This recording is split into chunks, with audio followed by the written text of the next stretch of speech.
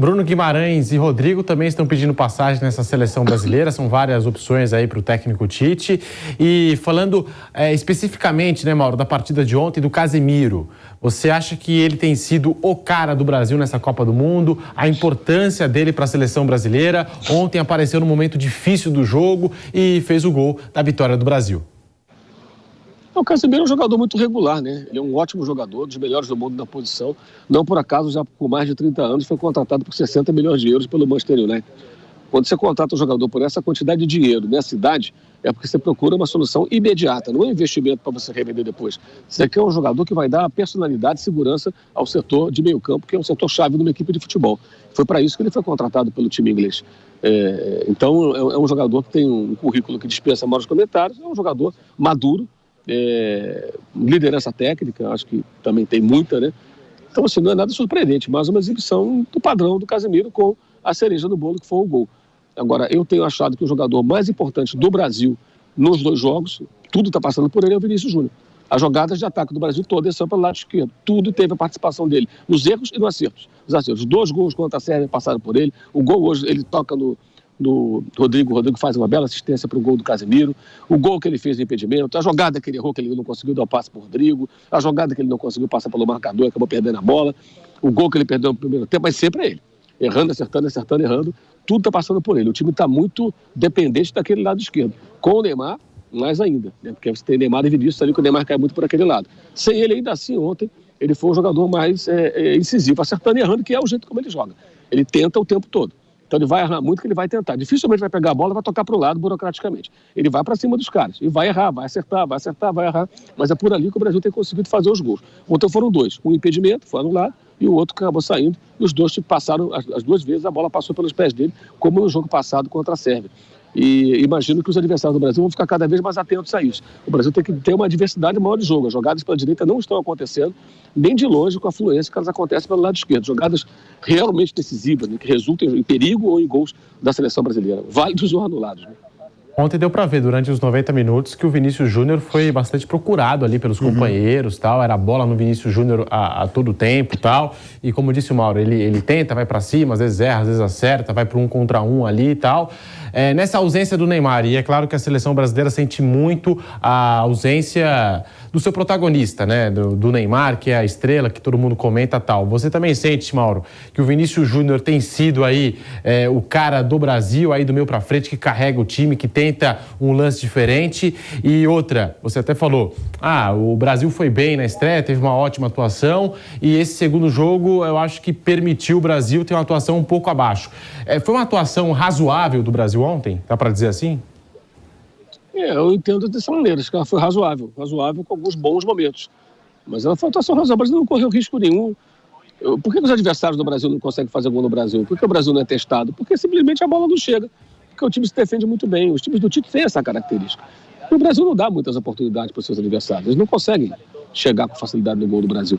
Então o Brasil não toma gol. O Brasil não teve nenhuma finalização no alvo. O Alisson não fez defesa até agora. Teve lance de perigo, isso é verdade. A bola ali passando na pequena área, a defesa conseguiram afastar. Mas finalizações contra a meta do Brasil não aconteceram. Um fato muito raro, já em 2 jogos. Mas acho que foi uma atuação razoável, boa. Razoável para boa, teve bons momentos. Não, aquela coisa também, a gente teve um jogo muito bom no segundo tempo do Brasil contra a Sérvia. Então, claro que você sobe um pouco mais a régua. Você fica na expectativa de que aquilo se repita. Eu acho que pode se repetir em outros momentos da Copa, pode ser até melhor do que aquele segundo tempo contra os sérvios. Dessa vez não foi. Mas é um time chato, o time da Suíça, é um time difícil, foi um jogo de paciência. Eu acho que o Brasil teve maturidade, calma, não correu riscos, chegou ao gol, fez 2 gols, um gol foi anulado corretamente, o outro gol valeu. Então, achei satisfatório. Não foi empolgante, sensacional, mas foi satisfatório. Eu acho que sempre a seleção brasileira, eu já disse isso aqui, até pela fama que ela tem, pela onda na qual ela surfa, e aí são todos, CBF, dirigente, jogador, todo mundo surfa nessa onda, né? Patrocinadores, a gente circula por aqui, a admiração pelo futebol brasileiro, e o futebol brasileiro hoje no exterior, eles são representados pela camisa amarela, porque os clubes brasileiros eles não têm nenhuma visibilidade fora do país praticamente, né? Eles não saem do país, não jogam, só jogam na América do Sul, e o futebol da América do Sul é muito pouco visto. Você percebe nitidamente que, apesar do 7-1, que foi a maior humilhação da história do esporte, você tem ainda muito respeito, carinho e muita admiração pelo futebol brasileiro. Você conversa com as pessoas, fala que é do Brasil. Ah, Brasil, automaticamente já muda o enfoque. E você vê tanta gente aqui, asiáticos aqui, pessoas de vários países aqui dessa região do planeta, com a camisa do Brasil, é um negócio impressionante. No próprio estádio, você vê aquelas pessoas todas de amarelo, a maioria não é brasileira. A maioria são pessoas de vários cantos do planeta. Até europeus vestem a camisa do Brasil e tiram onda de torcedor do Brasil. Na Copa do Mundo, é um negócio maluco. Então, se você tem tudo isso ao seu redor, você tem que honrar também isso, jogando bom futebol. Jogando futebol que fez as pessoas se encantarem pelo que o brasileiro faz com a bola ao longo de todas essas décadas de história do futebol brasileiro. Então, essa cobrança acho que é pertinente, mas é também preciso compreender que nem todo jogo vai ser maravilhoso, né? E ontem foi um jogo, acho que bom, uma boa atuação, vitória, digamos assim, merecida contra um adversário muito chatinho. E que, se avançar na Copa do Mundo, vai dar trabalho para outros adversários, aí, o time da Suíça, como nas eliminatórias. Você acha que o Éder Militão supriu bem a ausência do Danilo no jogo de ontem, na lateral direita, Mauro? Acho que ele vai ganhar a posição, Pedro. Acho que vai ser, quando o Danilo ficar bom, acho que ele não vai voltar para o time não, para jogar o Militão. Acho que é uma maneira até de você ter um jogador como o Militão no time, que eu acho que hoje é um jogador melhor que o Danilo. E o Danilo está jogando zagueiro, inclusive, né? No sistema diferente, claro, lá na Juventus. E eu acho que o Militão vai ganhar a posição, vai se firmar por ali. O que evidencia um erro do Tite na convocação, convocando uma continha do chá dos zagueiros, né? Só 4, torcer para não ter contusões, e um lateral de 40 anos, praticamente, que ele ontem não colocou. Mas isso é um tema, acho que até ficou para trás, as críticas a respeito da convocação, eu pelo menos já as fiz quando a convocação foi feita. Mas acho que ele tem só um zagueiro com poucas participações na seleção brasileira no banco quando o Militão passa para a lateral. E se o Militão for muito bem na lateral e machuca o zagueiro, aí ele vai pensar, pô, se eu tiver mais um problema aqui qualquer, vou ter que puxar o Militão para a zaga, eu tiro o meu melhor lateral. Porque ele só tem um jogador na reserva quando o Militão vai para essa função. Torcer para ninguém se machucar, para tudo correr bem, para que ele possa continuar aproveitando os jogadores dessa maneira. Mas acho que o Militão vai se firmar na zaga e meu palpite é que ele não vai perder a posição, não. Ele vai seguir na Copa do Mundo. Ele fez uma partida muito segura. Ele é muito bom jogador, né? Ele já jogou ali muitas vezes. É só uma readaptação. Contra Camarões agora, nesse terceiro e último jogo, o Brasil já classificado, você tiraria o Rafinha, faria aí algum teste nessa seleção brasileira? Porque é um jogo que permite isso, Mauro. É uma oportunidade, né? É um luxo, né? Você pode fazer experiências no jogo de Copa do Mundo valendo 3 pontos. O Brasil já está classificado. Camarões é um time mais alegre, faceiro, né? O jogo de ontem contra a Sérvia mostrou isso. Não é um time que deve jogar todo trancado. Precisa vencer o Brasil para ter alguma possibilidade de classificação, ela ainda existe. Então, é um time que deve ter um comportamento diferente daquele que nós vimos dos sérvios e principalmente dos suíços. Então, deve ter mais espaço.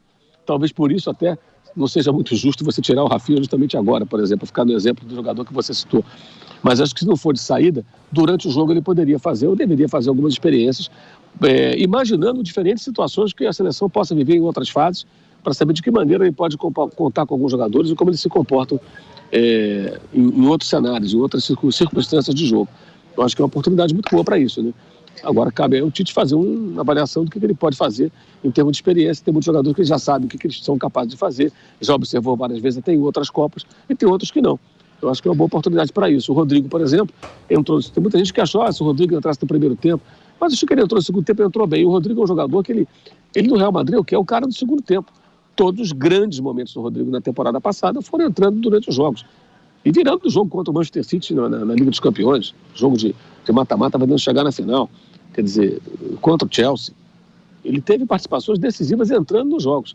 Então ele vem bem no banco. Eu não sei se ele começasse de saída, com o adversário descansado, muito fechado, aquela coisa toda, se ele teria o mesmo desempenho, né? Tem esse aspecto também, né? Então a gente tem que pesar uma série de situações para poder definir muito bem a avaliação sobre esse ou aquele desempenho daquele jogador. E sobre essa solidez defensiva da seleção brasileira, Fábio Piperno, o goleiro Alisson, que não foi ameaçado nesses 2 jogos, não trabalhou basicamente. E aí, Piperno, é um bom sinal? Como é que você vê essa solidez defensiva da seleção brasileira? Eu acho que se o Brasil continuar tão sólido defensivamente assim, o Brasil vai ganhar a Copa, porque se ninguém acertar o gol do Brasil, ótimo. Então o Brasil realmente tem, até aqui nesses 2 jogos, o Brasil, do ponto de vista defensivo, foi uma seleção praticamente perfeita. E com o Militão marcando, vai se defender mais ainda. Então, eu acho que as questões defensivas, elas estão devidamente resolvidas. Falta realmente, agora, uma solução de ocupação melhor daquele espaço pelo lado direito, mas pensando em jogo ofensivo, tá? Então, ali eu acho que o Brasil... E o Tite sempre... eu não me lembro de nenhum time do Tite que tenha sido defensivamente muito vulnerável. Né? Você pode se lembrar, você pode puxar da memória os tais 20, 25 minutos do jogo contra a Bélgica por motivos muito específicos, mas não porque o time tivesse sido mal armado. Eu acho que o Marquinhos é um excelente zagueiro, o Thiago Silva é um dos zagueiros, do ponto de vista técnico, mais perfeitos que eu já vi aqui no futebol brasileiro. Embora eu tenha feito muitas ressalvas, de fato, a algum desequilíbrio emocional dele, não só pela questão do choro, de ficar de costas, aquelas cobranças de pênalti, mas aqueles momentos em que ele andou dando umas cortadas dentro da área, oferecendo... Então, esse problema o Palmares se refere, né? O Chelsea, PSV... Teve no Brasil e Paraguai, na Copa América de 2015. Depois aquele jogo de Champions.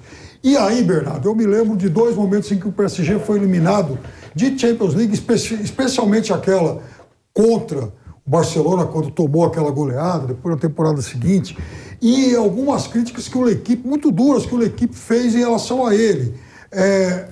Chamando a atenção exatamente para a falta de liderança dele naqueles momentos mais agudos. Agora, eu acho que em questão de liderança, a seleção brasileira hoje tem vários jogadores mais veteranos, isso acho que está devidamente diluído. E eu acho que ele é um zagueiro, sim, que beira a perfeição. Eu só acho que o Brasil agora tem que usar bem esse jogo contra Camarões. O Brasil já tá classificado. Então, o Brasil defensivamente já está muito bem resolvido e usar esse jogo exatamente para testar novas possibilidades de jogo ofensivo, especialmente de melhor preenchimento do lado direito do seu ataque. Ô Flávio, você falou que os adversários às vezes se preocupam mais com a parte defensiva quando estão enfrentando com o Brasil, e é verdade, né? A Sérvia se defendeu boa parte do jogo, a Suíça ontem também, e a gente sabe que existe até essa questão do ferrolho suíço, muito conhecido, tal, tem essa história. Mas hoje, nessa Copa do Mundo, pelo que a gente vem acompanhando, quais são os times que podem bater de frente para o Brasil, assim, que podem atacar o Brasil a todo custo, que podem duelar de igual para igual com o Brasil? Assistindo essa Copa do Mundo, acho que pouquíssimas seleções. Bom, bater de frente, jogar de igual para igual com o Brasil, tem vários, né? Tem Portugal, tem Argentina, tem a França. Acho que a Holanda pode jogar de frente com Portugal. Você acha que é a Holanda? Acho que ela vai crescer na Copa. A Inglaterra, eles podem. Agora, ninguém ataca o Brasil diretamente porque seria um suicídio, pela rapidez dos jogadores brasileiros. E aí tem que se fazer uma ressalva. O Pipero falou uma coisa, e claro que eu concordo, mas só fazendo uma ressalva. O Brasil não é primeiro do grupo. O time de Camarões é um time kamikaze, ele vai para cima do Brasil. Esse é o time que eu vou dizer que pode atacar o Brasil. Ele pode atacar o Brasil, ele vai para cima, vai com tudo. Embora esteja muito ruim, né? Um time deplorável. Esse time mal treinado. Tá uma confusão, tá uma bagunça. E até por isso eles podem atacar o Brasil.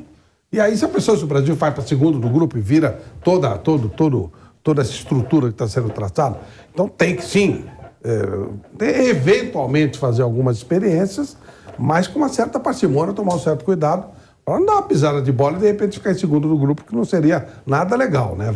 Aí vai entrar aquela história de, além de cair para o lado de Portugal, ainda pegar provavelmente um caminho mais difícil pela frente. E é normal, Bernardo Ramos, times como o Brasil, que são propositivos, times de muita qualidade técnica como o Brasil, que também estão no bolo aí das favoritas, terem mais dificuldade contra essas equipes mais fechadas, como foi ontem contra a Suíça, Bernardo? Sim, é normal. Historicamente, né? A gente passou aqui um retrospecto. O Brasil tem problemas contra a Suíça, né? Que é um time que, assim... Você pega o jogo da Suíça contra a seleção grande. Me diga, uma seleção grande, a gente passou o retrospecto recente aqui, né, Pipel? Uma seleção grande que tenha tido facilidade para jogar contra a Suíça, não tem. Não tem. E historicamente tem isso, né?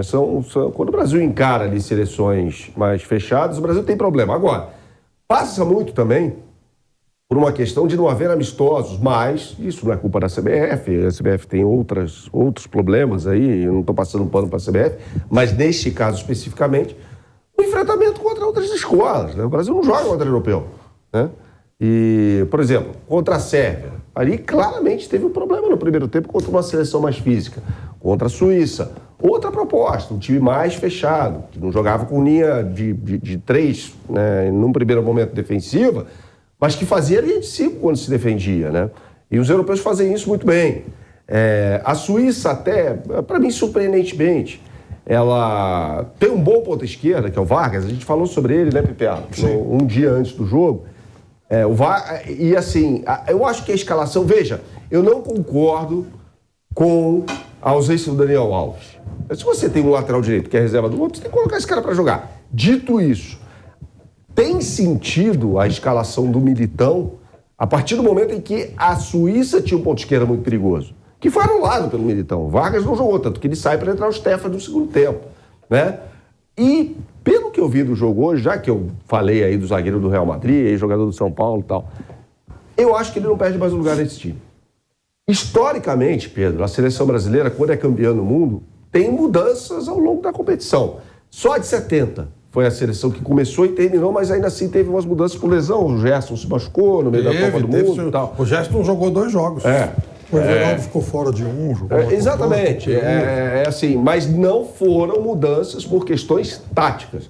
Pega 58, um time que ganha a Copa do Mundo, na verdade só vai jogar junto na final, por causa do Djalma Santos, né?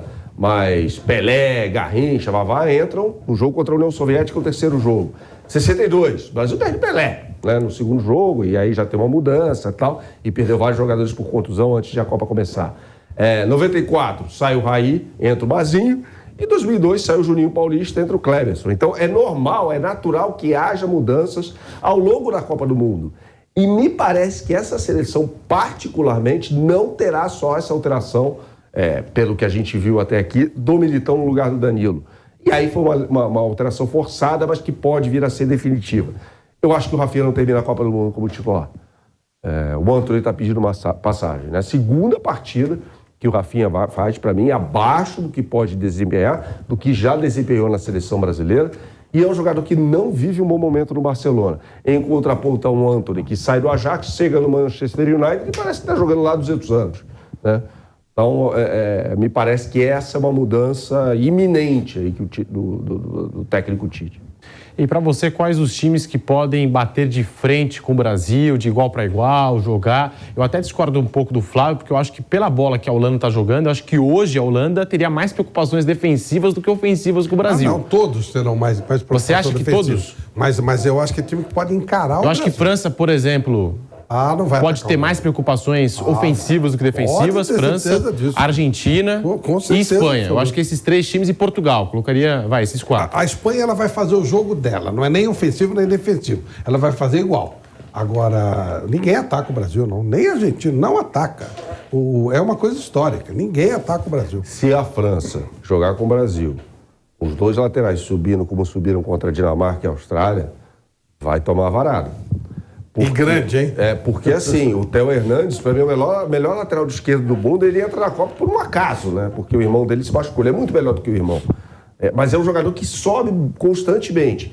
E aí o Koundé, do Barcelona, jogou na partida contra a Dinamarca. É outro que subiu o tempo todo, deixando 2 zagueiros, um deles, o Varane, foi titular contra a Dinamarca, já longe do melhor momento da carreira dele, né? Então, assim, a França vem jogando futebol bom, surpreendentemente para mim, bom, nessa Copa do Mundo, muito bom, aliás, mas não vai jogar assim contra o Brasil. Não vai jogar assim contra o Brasil, não sei o que o Pepe não acha. Aliás, só um parentezinho, o Deschamps deu declaração que mesmo que o Benzema fique bom, ele não vai voltar para a Copa. Segundo ele, né? Aquela história que apareceu, o Deschamps já tá bom e tal. Desculpe, o Benzema já tá bom, mas o Deschamps ontem declarou que não vai recolocá-lo no grupo mesmo que ele fique bom. O problema é E Piperno, já a gente fala do Karim Benzema, mas seguindo aqui no tema seleção brasileira, o Bernardo Silva, até nessa questão sobre os times que podem bater de frente com o Brasil, que podem ter mais preocupações ofensivas quando enfrentar o Brasil e não defensivas, como foram os casos aí de Sérvia e Suíça, né, que tiveram mais preocupações defensivas do que outra coisa. O Bernardo Silva, ontem na zona mista, logo após Portugal e Uruguai, ele falou o seguinte: o Brasil é um grande time, mas o importante é que estamos classificados. E se pudermos evitar o Brasil, melhor. Fecha aspas, declaração aqui do Bernardo Silva. Ninguém quer pegar o Brasil. E para você, quais são os times que podem aí bater de frente com o Brasil, de igual para igual, ameaçar mais o gol do Alisson, finalizar no gol do Alisson, Piperno? Ninguém quer enfrentar o Brasil da mesma forma que o Brasil, por exemplo, não gostaria de enfrentar precocemente a França. Eu acho que Brasil e França têm as duas melhores seleções. Agora, isso que o Flávio falou é verdade, tem uma coisa. Acho que a única seleção europeia que eu vi até hoje que não fica muito atrás quando joga contra a seleção brasileira, e ela tem até um bom retrospecto contra o Brasil, é a Holanda, que é característica também do futebol da Holanda de sair mais. Agora, a Espanha vai jogar da mesma forma contra todo mundo, a Espanha quer posse de bola, enfim, e é um time muito técnico. Eu acho que a Argentina tomaria mais cautela, Portugal também. Agora, a gente está falando de times com ótimos jogadores. Todos eles têm alguns ótimos jogadores. Então, é evidente que todos eles têm condição de ganhar da seleção brasileira. Acho que, repito, acho que o Brasil e França são melhores, mas isso não significa que eles já ganharam antecipadamente. E a França é um negócio curioso. Até já falei isso aqui durante a semana. A França me surpreende, sobretudo porque é a equipe que taticamente mais muda. A França jogou no meio da Euro, muda para jogar com linha de 5 na defesa, continuou assim durante alguns jogos depois da Euro, depois ela volta a jogar com a linha de 4 tradicional, que foi como conquistou a última Copa do Mundo, e dessa vez agora, nesse Mundial, dos 4 jogadores de defesa, a França já mudou 3. Ela fez uma mudança forçada na lateral esquerda, mudou o lateral direito por opção, colocou o Varane também por opção do técnico e ela muda. Ela muda e ela mostra que ela tem elenco. A França tem muitos jogadores de bom nível, mais do que essas outras seleções. Portugal tem um belo time, mas também não tem tanta reposição como a França, o mesmo se aplica à Argentina. Ontem, pois é. Não é o mesmo nível de reposição. A França não. Até, inclusive, conversei sobre isso com o Flávio aqui, né? Que é impressionante como a França tem feito jogador nesses últimos ciclos. É um negócio. Nunca na vida da França ela fez tanto jogador de bom nível como ela faz agora.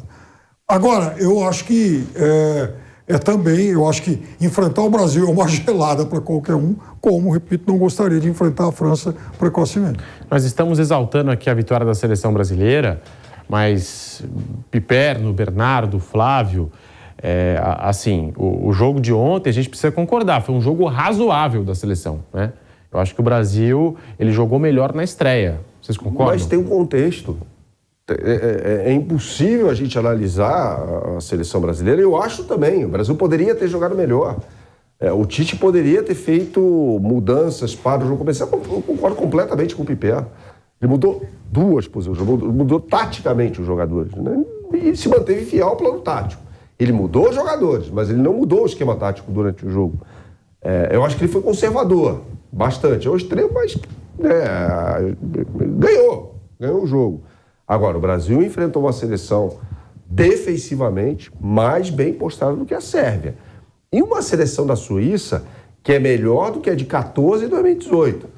Vale lembrar que aquela de 14 tinha lá aqueles atacantes que o Piperno adora, né? O Seferovic, que entrou ontem no jogo, o Drimit, né? E vendeu o cara uma derrota para a Argentina na Copa de 14, ali no apagar das luzes com o gol de Di Maria. Ganhou da Espanha em 2010. Ganhou da Espanha em 2010. Em 18 tinha lá ainda o Seferovic, tal, tinha o Berame que batia... Nada, gente. Não tinha o Neymar na seleção brasileira, né? Então, assim, piora muito. Não, exatamente. E outra coisa, a Suíça ganhou na estreia. Então a Suíça sabia que, mesmo se ela empata com o Brasil, maravilhoso. Se perde, vai jogar pelo empate contra a Sérvia. Então, a Suíça entrou em campo sabendo que Sérvia e Camarões tinham empatado. E ela vai fechar contra a Sérvia. Então, assim, convenhamos, a Suíça pode jogar com o regulamento embaixo do braço. Claro. Né? Então, assim, pra que eu vou sair aqui contra esses caras? Pô, a seleção brasileira do outro lado, né? Já arranquei o empate 50. Claro, são jogadores diferentes, contextos completamente diferentes, um esporte eles diferente. Nem sabem. Não sei. Mas em 18 eles sabem. 18 sim, 50 que eles nem... Em 18 eles falam, mas vou jogar fechadinho aqui na minha, pô. Deixa o seu like aqui no canal do YouTube Jovem Pan Esportes.